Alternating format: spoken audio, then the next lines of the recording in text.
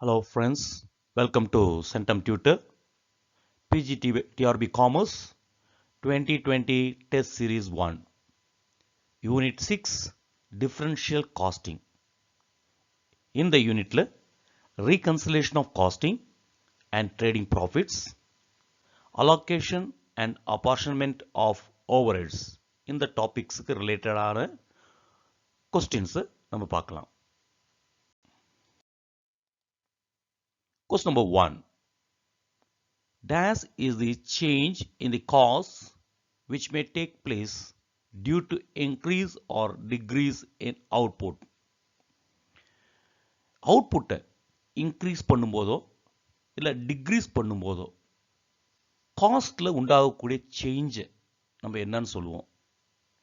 Marginal cost, differential cost, absorption cost and none of the above.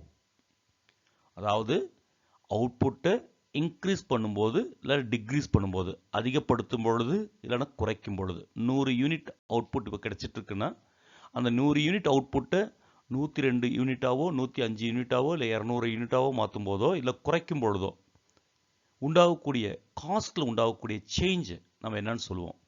Marginal cost, differential cost, absorption cost, none of the above. Question number 2. Difference in the costs of two alternative course of action will be the dash. Differential cost, marginal cost, cost control, cost reduction. ரெண்டு alternative course of action. ஒரு particular ப்ரொடக்ஷனை ரெண்டு மெத்தடில் பண்ணலாம்னு நினச்சிக்கோங்க. இந்த மெத்தட்லையும் பண்ணலாம், இன்னொரு மெத்தட்லையும் பண்ணலாம்.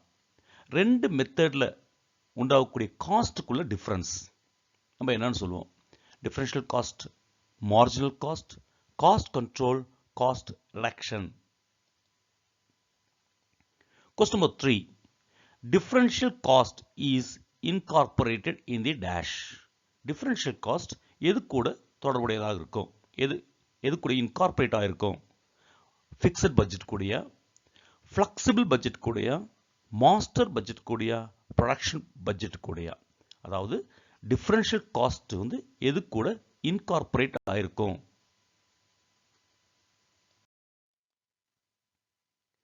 Question number 4. Dash are considered in differential cost analysis. இந்த differential cost analysisல எதை கன்சிடர் பண்ணுவோம்? எதை வந்து நம்ம பரிசீலனையில் எடுப்போம், கன்சிடர் பண்ணுவோம்? டோட்டல் டிஃபரன்ஷியல் காஸ்டியா, காஸ்ட் பர் யூனிட்டியா, either ARP differential cost total differential காஸ்டியோ அல்லது காஸ்ட் பர் யூனிட்டியோ ஏதோ ஒன்று நம்ம எடுத்துக்கலாம். காஸ்ட் பர் பேட்ச் இதை எடுத்துக்கலாம். எதை நம்ம கன்சிடர் பண்ணுவோம்? டிஃபரன்ஷியல் காஸ்ட் அனாலிசிஸில் நம்ம எதை கன்சிடர் பண்ணுவோம்? 5th question. Differential cost analysis is related to the dash course of action. The differential cost analysis வந்து எந்த course of action கூட related ஆனது? past course of action, கடந்து போன course of action பத்தியா, current course of action, இப்போ நடைமுறைப்படுத்தப்படுகின்ற இப்போ நடந்து கொண்டிருக்கின்ற course of actionயா, இல்ல future course of actionயா? differential cost analysis வந்து எது கூட ரிலேட் ஆயிருக்கும்? future course of action கூடயா, இல்ல ஆல் தி அபோவ்? அது பாஸ்டா இருக்கலாம், கரண்டாகவும் இருக்கலாம், ஃபியூச்சராகவும் இருக்கலாம் அப்படின்னு கேட்டிருக்காங்க. 6th question. Differential costing is a technique of cost analysis, cost presentation, both A and B. D, none of the above. Differential costingன்றது ஒரு டெக்னிக். எது குறித்த டெக்னிக் அப்படின்னு கேட்டிருக்காங்க. காஸ்ட் அனாலிசிஸை கான டெக்னிக்கா, இல்லை காஸ்ட் ப்ரெசன்டேஷனுக்கான ஒரு டெக்னிக்கா, இல்லை ரெண்டுமே போத், அதாவது cost analysis and cost presentation இரண்டுக்குமான ஒரு டெக்னிக்கா, இல்லை இது எதுவுமே கிடையாதா? 7th question. Marginal costs and differential costs are the same when there is no change in dash on account of increase or decrease in output. Fixed costs, variable costs, total costs, none of the above. இந்த marginal costum differential costum சேமா இருக்கும், ஒரே மாதிரி இருக்கும்.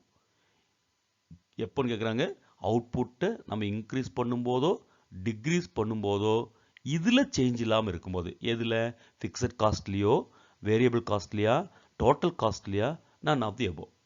இதில் எதில் நம்ம அவுட்புட்டை இன்க்ரீஸோ டிக்ரீஸோ பண்ணும்போது இந்த காஸ்ட்டில் எதில் சேஞ்சே இல்லாத இருக்கும் பொழுது டிஃபரன்ஷியல் காஸ்ட்டும் மார்ஜினல் காஸ்ட்டும் சேமாக இருக்கும். Marginal cost and differential cost are the same when there is no change in dash on account of increase or decrease in output. Eighth question. Differential costs may be ascertained on the basis of absorption costing, marginal costing, both A and B, both absorption costing and marginal costing, contribution approach.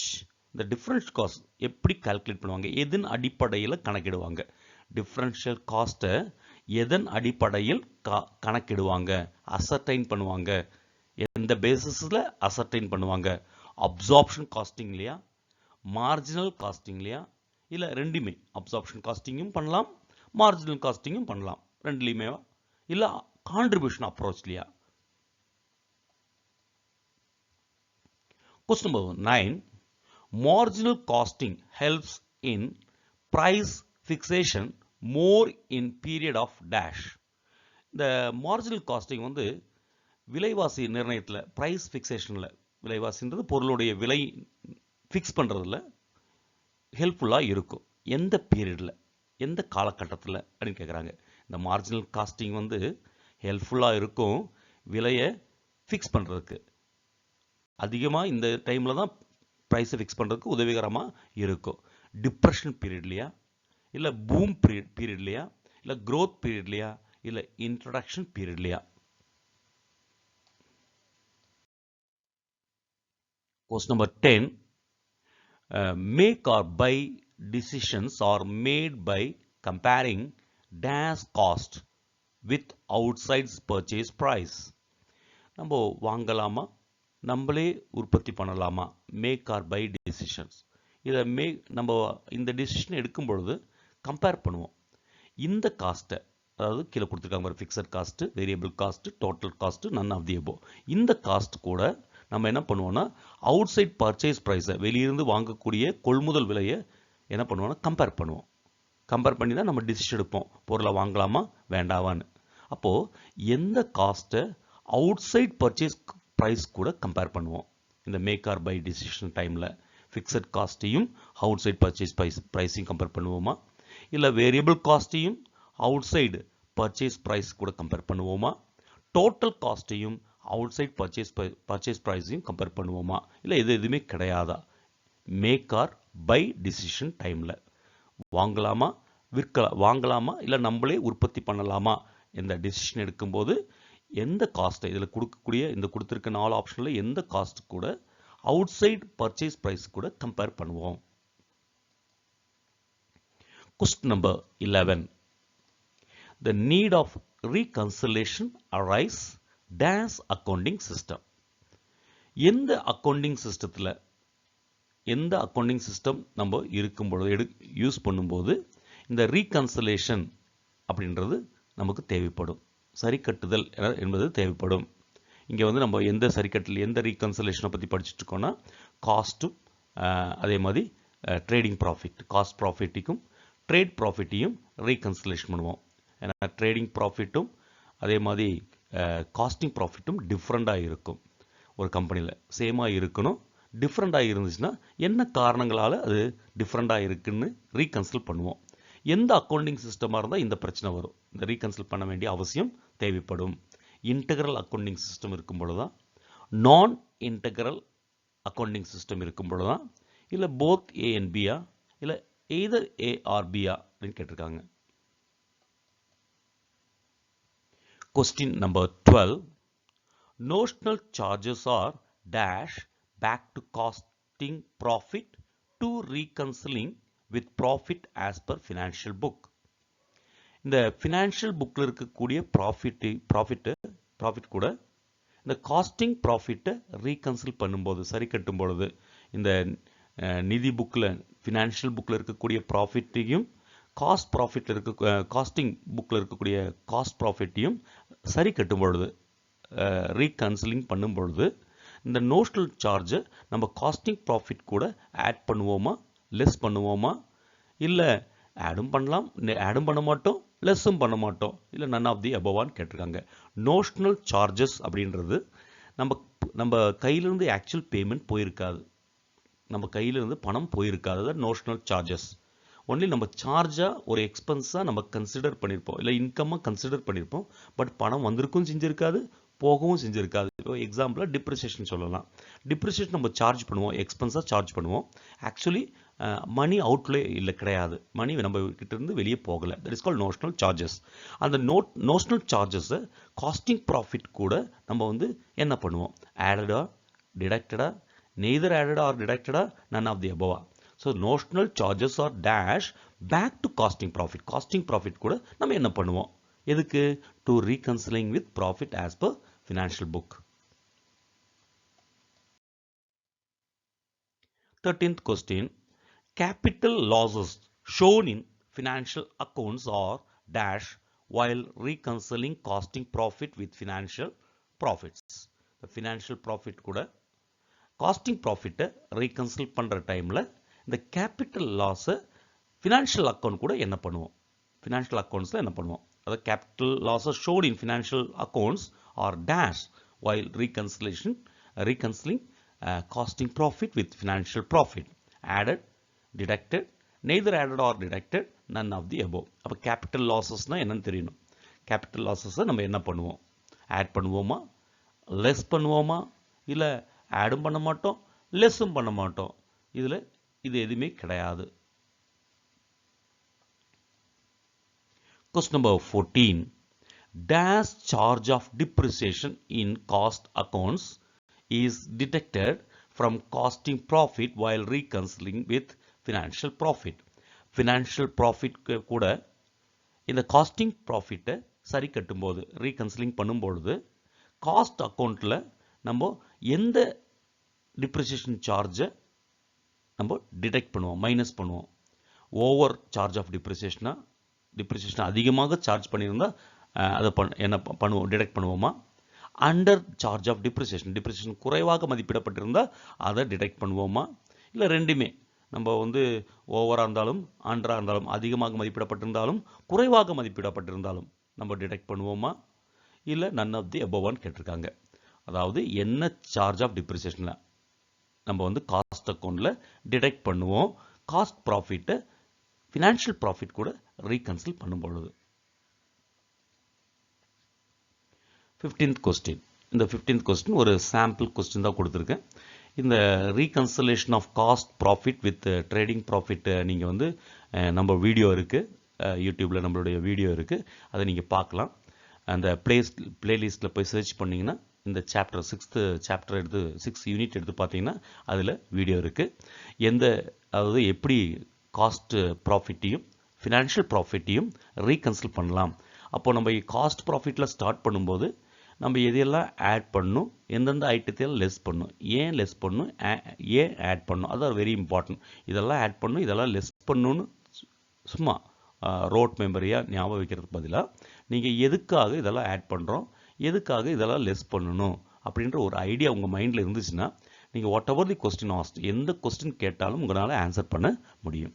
அதுக்கு சாம்பிளாக ஒரு question கொடுத்துருக்கேன். 15th question. As per profit as per cost accounts, cost account பிரகாரம் லாபம் profit வந்து ₹54,650. Under valuation of opening stock is 800. Opening ஸ்டாக்கை வந்து under valuation பண்ணியிருக்காங்க, குறைந்து மதிப்பிடப்பட்டது 800 ரூபா. And under valuation of closing stock in cost அக்கௌண்ட்டில் க்ளோசிங் ஸ்டாக்கையும் குறைந்து மதிப்பிடப்பட்டிருக்கு, அண்டர் வேல்யூவேஷன் பண்ணியிருக்காங்க ₹1,500. ஆக்சுவலி அவங்க வந்து என்ன பண்ணிடுவாங்கன்னா 2 வேல்யூ கொடுத்துருவாங்க. நீங்கள் தான் என்ன பண்ணணும், அண்டர் வேல்யூவேஷன் ஆயிருக்கா இல்லை ஓவர் வேல்யூவேஷன் ஆயிருக்கான்னு பார்க்கணும். இங்கே வந்து நேரடியாகவே இது ஆப்ஜெக்ட் டைப் கொஸ்டினால நேரடியாகவே அண்டர் வேல்யூஷன் எவ்வளோ, over valuation, under valuation of closing stock எவ்வளோ, under valuation of opening stock எவ்வளோ கொடுத்துருக்காங்க. அப்படின்னா நம்மளுக்கு ஃபினான்ஷியல் ப்ராஃபிட் எவ்வளோ, ஃபினான்ஷியல் அக்கௌண்ட்டில் ப்ராஃபிட் எவ்வளோவா இருக்குன்னு கேட்டிருக்காங்க பாருங்கள். காஸ்ட் அக்கௌண்ட்டில் ப்ராஃபிட் கொடுத்துட்டாங்க. காஸ்ட் அக்கௌண்ட்டில் எவ்வளவு ஓப்பனிங் ஸ்டாக்கும் க்ளோசிங் ஸ்டாக்கும் ஓவர் வேல்யூஷன் அண்டர் வேல்யூஷன் ஆகிருக்கு, குறைந்த மதிப்பிடப்பட்டுள்ளதுன்னு கொடுத்துருக்காங்க. அதை யூஸ் பண்ணி நீங்கள் என்ன பண்ணணும், ஃபினான்ஷியல் அக்கௌண்டிங்கில் ப்ராஃபிட் எவ்வளோன்னு பார்க்கணும். இது சும்மா ஒரு கணக்காக போடாமல் நீங்கள் ஏற்கனவே எந்த கணக்கு போடாலும் போடுற மாதிரி நீங்கள் இந்த ரீகன்சிலேஷனை பற்றி நீங்கள் படிச்சிருக்கணும். இப்போ ஆப்ஷன் வந்து 55,350, 53,950, 56,950, 56,450. Question number 16. The allotment of whole items of cost to cost centers or cost unit is called. ஒரு மொத்த காஸ்டையும் ஒரு காஸ்ட் சென்டருக்கோ இல்லை ஒரு காஸ்ட் யூனிட்டுக்கோ நம்ம ஒதுக்கிட்டா அதுக்கு என்னன்னு சொல்லுவாங்க, அலாட் பண்ணிட்டா. Allotment of whole item of cost, மொத்த காஸ்ட் ஐட்டத்தையும் ஒரு காஸ்ட் சென்டர்ஸ்க்கு இல்லைன்னா காஸ்ட் யூனிட்டுக்கு நம்ம அலாட் பண்ணிட்டோம், ஒதுக்கிட்டோம். அதுக்கு நம்ம என்னன்னு சொல்லுவோம், ஓவர்ஹெட் அப்சார்ப்ஷனா, காஸ்ட் அப்பார்ஷன்மெண்ட்டா, காஸ்ட் அலாகேஷனா, நன் ஆஃப் தி எபோவா. இதை படிக்கும் பொழுது இதே மாதிரி நீங்கள் ஏற்கனவே இதை பற்றி எக்ஸ்ப்ளனேஷன் கொடுத்துருக்கேன், நீங்கள் பார்க்கலாம். காஸ்ட் ஓவர்ஹெட் அப்சார்ப்ஷன் என்ன, காஸ்ட் அப்பார்ஷன்மெண்ட் என்ன, காஸ்ட் அலாகேஷன் என்ன அப்படின்னு நீங்கள் தெரிஞ்சு வச்சிங்கன்னா இந்த 3 டாப்பிக்கில் எந்த கொஸ்டின் கேட்டாலும் உங்களால் எழுத முடியும். அதுக்கு ஒரு சாம்பிள், இது ஒரு ஹெட்டிங் தான் கொடுத்துருக்கேன். 17th question. Bad debts is an example of dash. Bad debts, வாராக்கடன் என்பது எதற்கான ஒரு எடுத்துக்காட்டு. டிஸ்ட்ரிபியூஷன் ஓவர்ஹெட்டா, ப்ரொடக்ஷன் ஓவர்ஹெட்டா, செல்லிங் ஓவர்ஹெட்டா, அட்மினிஸ்ட்ரேஷன் ஓவர்ஹெட்டா அப்படின்னு கேட்டிருக்காங்க. பேட் டெப்ட்ஸ் எதில் வரும், எதுக்கான எக்ஸாம்பிள். இதுவும் இதே மாதிரி தான். நீங்கள் வந்து நான் ஏற்கனவே சொன்ன மாதிரி நீங்கள் என்ன பண்ணணும்னா டிஃப்ரெண்ட் ஓவர்ஹெட்ஸ் இருக்குது. இப்போ distribution overhead, selling overhead, production overhead, administration overhead, factory overhead, இப்படி டிஃப்ரெண்ட் ஓவர்ஹெட் இருக்குது. இந்த ஒவ்வொரு ஓவர்ஹெட்லையும் என்னென்ன ஐட்டம்ஸ், என்னென்ன காஸ்ட் வரும், என்னென்ன எக்ஸ்பென்ஸ்லாம் இதில் வரும் அப்படின்றத நீங்கள் அவுட்லைன் பண்ணி வச்சுக்கணும். இந்த கொஸ்டினுக்கு ஆன்சர் பண்ணுறது மட்டுமே இந்த டெஸ்ட்டோடைய நோக்கம் கிடையாது. இந்த ஒரு கொஸ்டின் படிக்கும் பொழுது இதை ஒவ்வொரு விஷயத்தை பற்றியும் நீங்கள் ரீகால் பண்ணியிருக்கணும். அப்போ தான் இந்த டெஸ்ட்டோடைய ஃபைனல் எய்ம் ஆப்ஜெக்டிவ் ஃபுல்ஃபில் ஆகும், நீங்களும் ரிவைஸ் பண்ண மாதிரி இருக்கும். அப்போ நீங்கள் வந்து இந்த bad debts is an example of அப்படி பார்க்கும்போது ஒன்றும் ஏற்கனவே நீங்கள் இந்த distribution overhead, production overhead, selling overhead, administration overhead இதை பற்றியெல்லாம் உங்களுக்கு தெரிஞ்சிருக்கணும். தெரிஞ்சு இதை ஆன்சர் பண்ணணும். அது இல்லாமல் ஏதோ ஒன்று ஆன்சர் பண்ணிவிட்டு பார்க்கக்கூடாது. இல்லை நீங்கள் ஏற்கனவே பண்ணலைன்னா இப்போ பண்ணிடுங்க. 18th question. A scientific and accurate method of factory overhead absorption is. ஒரு ஓவர்ஹெட் வந்து ஃபேக்ட்ரி ஓவர்ஹெட்டை அப்சார்ப் பண்ண போகிறோம். எந்த மெத்தட், அதாவது சயின்டிஃபிக் அண்ட் அக்யூரேட் மெத்தட் எது அப்படின்னு கேட்டிருக்காங்க. நம்ம வந்து டைரக்ட் காஸ்ட் மெட்டீரியலில் பர்சன்டேஜ் கண்டுபிடிக்கக்கூடிய மெத்தடா, ஃபேக்ட்ரி ஓவர்ஹெட் அப்சார்ப்ஷன் வந்து எப்படி பண்ணுவோம்னு கேட்டிங்கன்னா percentage of direct material cost method, இல்லைனா percentage of direct labour cost method, இல்லையா பர்சன்டேஜ் ஆஃப் ப்ரைம் காஸ்ட் மெத்தடா, இல்லை மிஷின் அவர் ரேட் மெத்தடா. இப்போது ஒரு ஃபேக்ட்ரியில் வந்துட்டு நிறைய டிஃப்ரெண்ட் செக்ஷன்ஸ் இருக்கலாம், டிஃப்ரெண்ட் ஃபேக்ட்ரிக்குள்ளாரே டிஃப்ரெண்ட் செக்ஷன்ஸ் இருக்கலாம். இந்த வரக்கூடிய ஓவர்ஹெட், ஃபேக்ட்ரிக்கு வரக்கூடிய மொத்த செலவை வந்து ஒவ்வொரு செக்ஷனுக்கும் பிரித்து கொடுக்கணும். எப்படி பிரித்து கொடுப்பாங்க, அந்த ஒவ்வொரு செக்ஷன்லேயும் உபயோகிக்கின்ற டைரக்ட் மெட்டீரியல் காஸ்ட்டோடைய பர்சன்டேஜ்லையா, இல்லை அங்கே யூஸ் பண்ணக்கூடிய டைரக்ட் லேபர் காஸ்ட்டோடைய பர்சன்டேஜ்லையா, இல்லை ப்ரைம் காஸ்ட்டுடைய பர்சன்டேஜ்லையா, இல்லை அந்த அங்கே யூஸ் பண்ணக்கூடிய மிஷின் அவர் ரேட் மெத்தட்லையா அப்படின்னு கேட்டிருக்காங்க. A scientific and accurate method of factory over absorption is percentage of direct material cost method, percentage of direct labor cost method, percentage of prime cost method, mission hour rate method. Question number 19. Warehousing cost is an item of. Already I told you. நீங்கள் வந்து ஏற்கனவே நான் சொன்ன மாதிரி எந்தெந்த ஓவர்ஹெட்டில் என்னென்ன item வரும்னு பார்த்துட்டிங்கன்னா உங்களுக்கு ஈஸியாக எந்த ஐட்டம் கொடுத்தாலும் உங்களால் ஆன்சர் பண்ண முடியும். இங்கே கேட்டிருக்கிறது வேர் ஹவுசிங் காஸ்ட். நம்ம வந்து பொருளை ப்ரொடியூஸ் பண்ணி குடோனில், வேர் ஹவுஸில் நம்ம வந்து ஸ்டோர் பண்ணுவோம், பண்டக காப்பகத்தில் ஸ்டோர் பண்ணுவோம். அதுக்கான செலவு இருக்கு. அந்த செலவு எதுல வரும்? ஆஃபீஸ் ஓவர்ஹெட்டா, டிஸ்ட்ரிபியூஷன் ஓவர்ஹெட்டா, மெட்டீரியல் ஓவர்ஹெட்ல சேர்த்துவோமா, none of the above. Question number 20. Dash expenses are excluded from cost. எந்த expenses நம்ம காஸ்ட்ல இருந்து நீக்கிடுவோம், எடுக்க மாட்டோம், அதிலிருந்து விலக்களிக்கப்படும். நார்மல் எக்ஸ்பென்சஸ்யா, அப்நார்மல் எக்ஸ்பென்சஸ்யா, நோஷனல் எக்ஸ்பென்சஸ்யா, இல்லை ஃபிக்ஸட் எக்ஸ்பென்சஸ்யா, இதில் எந்த எக்ஸ்பென்சஸை நம்ம காஸ்ட்ல இருந்து எக்ஸ்க்ளூட் பண்ணிடுவோம், விலக்களிக்கப்படும், அதை எடுத்துக்கொள்ள மாட்டோம் அப்படின்னு கேட்டிருக்காங்க. நார்மல் எக்ஸ்பென்சஸ்யா எடுத்துக்க மாட்டோமா, அப்நார்மல் எக்ஸ்பென்சஸ் சாதாரண எக்ஸ்பென்ஸை எடுத்துக்கொள்ள மாட்டோமா, அப்நார்மல் அசாதாரணமான செலவுகளை எடுத்துக்கொள்ள மாட்டோமா, நோஷனல் எக்ஸ்பென்சஸை எடுத்துக்கொள்ள மாட்டோமா. அதாவது நோஷனல்னா ஏற்கனவே சொன்னேன், நம்மகிட்ட காசு வெளியே போயிருக்காது, நம்ம செலவுன்னு சொல்லி எடுத்து வச்சிருப்போம், பட் அது வந்து செலவு இல்லை, வெளியே போகலை, பணம் வெளியே போகலை, டிப்ரிசியேஷன் எக்ஸாம்பிளாக சொல்லலாம். ஃபிக்ஸட் எக்ஸ்பென்சஸ்யா, நிலையான செலவுகளையா, எதை வந்து காஸ்ட்டில் எக்ஸ்க்ளூட் பண்ணிடுவோம் அப்படின்னு கேட்டிருக்காங்க. ஸோ 20 கொஸ்டின் ஆன்சர் பண்ணியிருப்பீங்க. இப்போ இந்த கொஸ்டின்ஸோட ஆன்சர்ஸை செக் பண்ணிடலாம். Question number 1, option B, differential cost. Question number 2, option A, differential cost. Question number 3, option B, flexible budget. Question number 4, option A, total differential cost. Question number 5, option C, future. Question number 6, option C, both A and B. Question number 7, option A, fixed cost. Question number 8, option C, both A and B. Question number 9, option A, depression. Question number 10, option B, variable cost. Question number 11, option B, non-integral. Question number 12, option A, added. Question number 13, option B, deducted. Question number 14, option B, under. Question number 15, option A, rupees 55,350.